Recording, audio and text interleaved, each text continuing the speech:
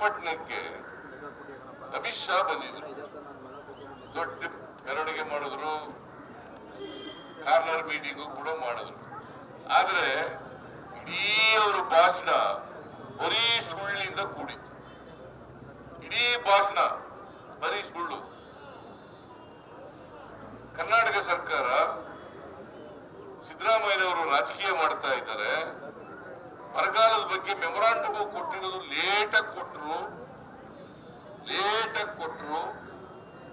ಹಾಗಾಗಿ ನಾವು ದುಡ್ಡು ಬಿಡುಗಡೆ ಮಾಡಲಿಲ್ಲ. ಎಂಥ ಶಿಸ್ತು.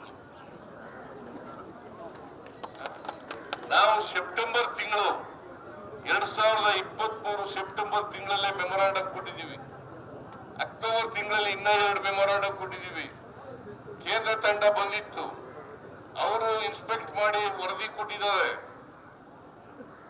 ಅದಾದ್ಮೇಲೆ ಕೃಷ್ಣ ಬೈರೇಗೌಡ, ಪ್ರಿಯಾಂಕ್ ಖರ್ಗೆ, ಆಮೇಲೆ ಚಲುವರಾಯ ಸ್ವಾಮಿ ಅವರು ಮಂತ್ರಿಗಳನ್ನು ಭೇಟಿ ಮಾಡಿದ್ದಾರೆ, ಕೃಷಿ ಸಚಿವರನ್ನು ಭೇಟಿ ಮಾಡಿದ್ದಾರೆ, ಫೈನಾನ್ಸ್ ಮಿನಿಸ್ಟರ್ ಭೇಟಿ ಮಾಡಿದ್ದಾರೆ. ಎಲ್ಲ ಭೇಟಿ ಮಾಡಿ ಎಲ್ರಿಗೂ ಕೂಡ ನಾವು ಕಷ್ಟದಲ್ಲಿ, ಕರ್ನಾಟಕದಲ್ಲಿ ಇರ್ತಕ್ಕಂಥ ಬರಗಾಲದ ಕಷ್ಟವನ್ನು ವಿವರಣೆ ಮಾಡಿ ಹೇಳಿದ್ದಾರೆ.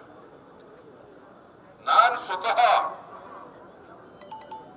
ಡಿಸೆಂಬರ್ 19ನೇ ತಾರೀಕು ನರೇಂದ್ರ ಮೋದಿ ಅವರನ್ನು ಭೇಟಿ ಮಾಡಿ, ನೋಡಿ ನಾವು ಸೆಪ್ಟೆಂಬರ್ ಅಕ್ಟೋಬರ್ ನಲ್ಲಿ ಮೆಮೊರಾಂಡಮ್ ಕೊಟ್ಟಿದ್ದೀವಿ, ಇವತ್ತಿನವರಿಗೆ ಪರಿಹಾರ ಕೊಟ್ಟಿಲ್ಲ, ನೀವು ಹೇಳ್ರಿ, ಅವರಿಗೆ ಹೈ ಲೆವೆಲ್ ಕಮಿಟಿ ಅಧ್ಯಕ್ಷರಿಗೆ ಹೇಳ್ರಿ, ಮೆಂಬರ್ಗಳಿಗೆಲ್ಲ ಹೇಳ್ರಿ ಅಂತ ಹೇಳಿ ನರೇಂದ್ರ ಮೋದಿ ಅವರನ್ನ ಡಿಸೆಂಬರ್ 19ನೇ ತಾರೀಕು ಭೇಟಿ, 20ನೇ ತಾರೀಕು ಅಮಿತ್ ಶಾ ಭೇಟಿ ಮಾಡಿದೆ.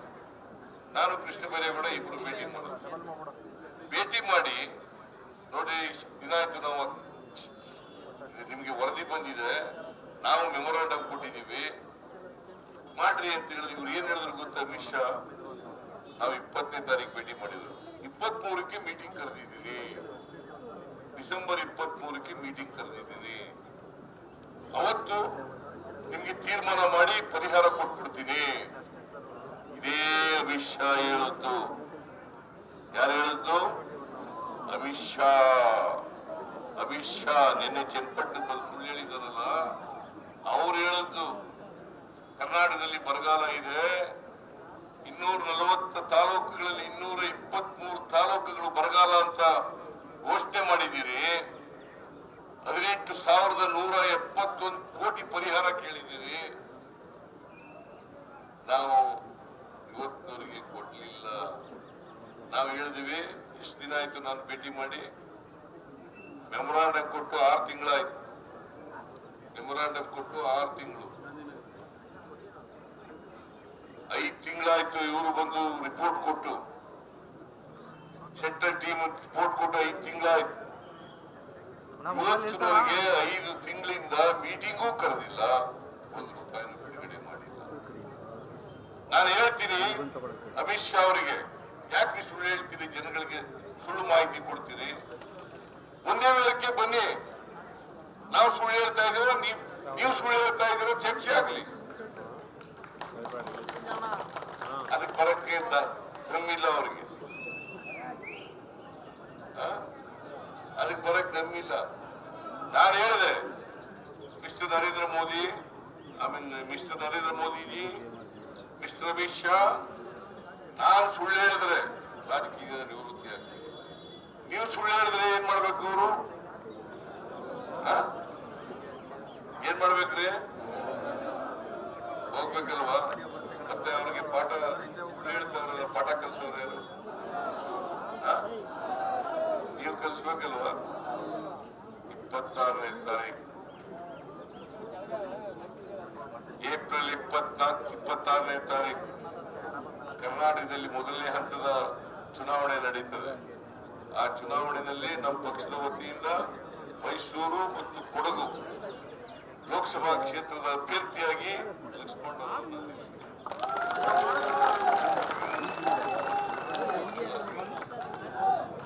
ಈ ಸುಳ್ಳು ಬಿಜೆಪಿಗೆ ಪಾಠ ಕಲಿಸ್ಬೇಕಲ್ಲ, ಕಲಿಸ್ಬೇಕ ಬೇಡ? ಕರ್ನಾಟಕಕ್ಕೆ ಅನ್ಯಾಯ ಮಾಡಿರ್ತಕ್ಕಂಥ ಬಿಜೆಪಿಗೆ ಪಾಠ ಕಲಿಸ್ಬೇಕ ಬೇಡ? ಈ ಅನ್ಯಾಯ ಸಮರ್ಥನೆ ಮಾಡ್ತಕ್ಕಂಥ ಕರ್ನಾಟಕದ ಬಿಜೆಪಿ ಅವರಿಗೆ ಬುದ್ಧಿ ಕಲಿಸ್ಬೇಕ ಬೇಡ? ಹಂಗಾಗದಾದ್ರೆ 26ನೇ ತಾರೀಕು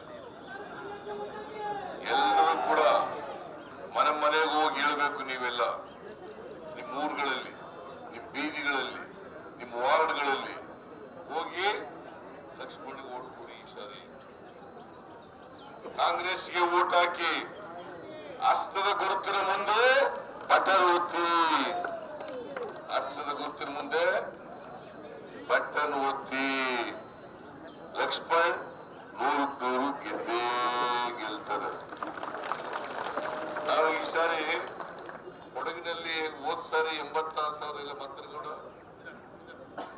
86,000 ಓಟ್ ಹೋಗ್ಬಿಟ್ಟಿತ್ತು.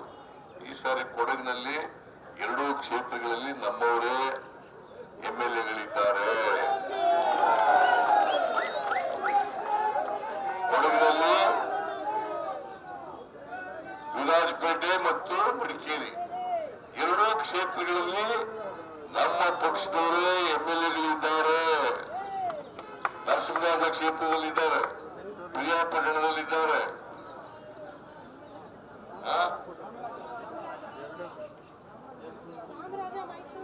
ಚಾಮರಾಜ ಕ್ಷೇತ್ರದಲ್ಲಿದ್ದಾರೆ, ಹುಣಸೂರು ಮತ್ತು ಚಾಮುಂಡೇಶ್ವರಿ ಕ್ಷೇತ್ರಗಳಲ್ಲಿ ಇಲ್ಲ.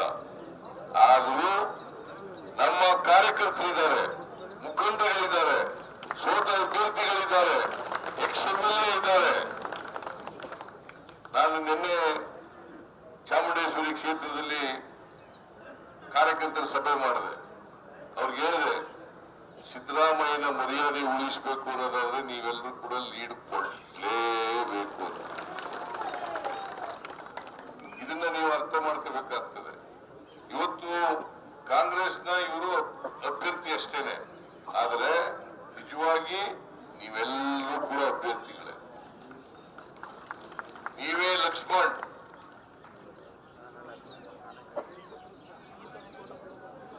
ನೀವೇ ಕ್ಯಾಂಡಿಡೇಟ್. ನಮ್ಮ ಪಕ್ಷ,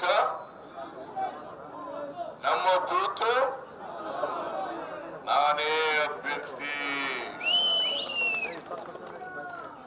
ನಾನೇ ಅಭ್ಯರ್ಥಿ ಅಂತ ಹೇಳಿ ನೀವು ಈ ಸಾರಿ ಕಾಂಗ್ರೆಸ್ಗೆ ವೋಟ್ ಹಾಕಿಸಿ ಗೆಲ್ಸಿದ್ರೆ, ಲಕ್ಷ್ಮಣ್ ಗೆದ್ರೆ ನಾನೇ ಗೆದ್ದಾಗ ಆಗ್ತದೆ. ಲಕ್ಷ್ಮಣ್ ಗೆದ್ರೆ ನಾನೇ ಗೆದ್ದಾಗ ಆಗ್ತದೆ. ಲಕ್ಷ್ಮಣ್ ಗೆದ್ರೆ DK ಶಿವಕುಮಾರ್ ಗೆದ್ದಾಗ ಆಗ್ತದೆ. ಲಕ್ಷ್ಮಣ್ ಗೆದ್ರೆ ವೆಂಕಟೇಶ್ ಗೆದ್ದಾಗ ಆಗ್ತದೆ. ಲಕ್ಷ್ಮಣ್ ಗೆದ್ರೆ ಮಾದೇವಪ್ಪ ಗೆದ್ದಾಗ ಆಗ್ತದೆ. ಗೊತ್ತಾಯ್ತಲ್ಲ? ಎಲ್ಲ ಶಾಸಕರುಗಳು ಕೂಡ ಗೆದ್ದಾಗ ಆಗ್ತದೆ. ತನ್ವೀರ್ ಶೇಟ್ ಗೆದ್ದಾಗ ಆಗ್ತದೆ. ಮಾಡ್ತೀರಿ ಅಲ್ವಾ?